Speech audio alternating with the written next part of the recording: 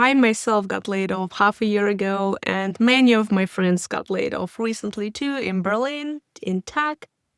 And last year has been crazy, and they are still rolling. And every time we talk about how it went, there are some similarities and patterns about how companies do that. And I would like you not to fall for some very common pitfalls that are out there in Germany when you're being laid off. So the first thing that I want to point out is the urgency. So what companies mostly do is that they give a very tight timeline on when you can sign a mutual agreement and get a great deal on a settlement or something like this.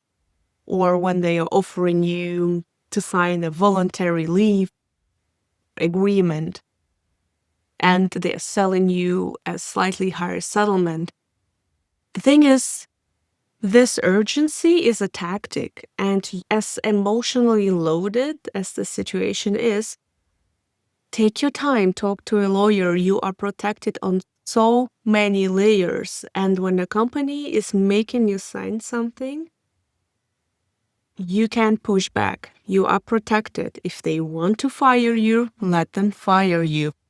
And here comes the second one, which is the mutual agreements or whatever winding up agreements after they fired you. Whatever it is that you sign can cause your block from your social benefits. It's basically 60% of your salary for 12 months. If you sign the winding up agreement or an Aufhebungsvertrag, you are most likely to run into this benefit block. And the company will, of course, say that their agreements is bulletproof and you will most likely not get this. But ultimately, after you've signed with them, you're not their problem anymore. So they're thinking about their headcount spreadsheet, not about you. And so if this agreement is not something you're agreeing to or you're signing this because it's just too emotionally loaded and frankly, they just drove you insane, don't sign it. Talk to lawyers. You'll be fine. And the third one is the emotional layer, especially in the smaller companies. You know this HR person and you're kind of friendly with your manager.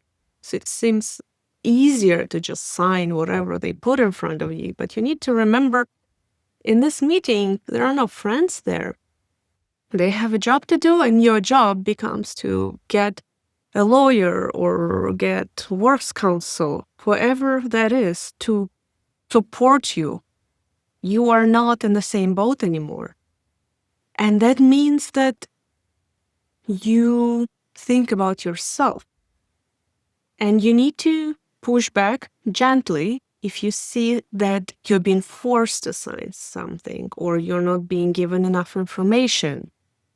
And you need to always remember that for the company, it's perfect if you just sign a mutual agreement and you're gone. However, if they terminate you and you sue them, you're most likely to win more months of salary and a way higher settlement because they will try to pay you off instead of going to court. If you go to court, you might as well even keep your job if they don't do the layoff the way it's supposed to be done. Like if they ignore social balance or stuff, there's a lot of things. So most of my friends, they figured most of this out afterwards because the way those meetings go, they are tense, they are urgent, there's an emotional component to it, and a lot of people end up signing mutual agreements in Germany that completely steals their rights. And I have created a layoff guide and a calculator for you to understand what makes sense, actually. And spoiler alert, if you don't want to lose the job, don't sign a mutual agreement. And if you want to walk away with more money and not with a lame deal the company is offering you, you stay and you sue. You are protected. Labor rights in Germany are not a joke. So check out this slave guide. And if you have questions, do reach out. Good luck.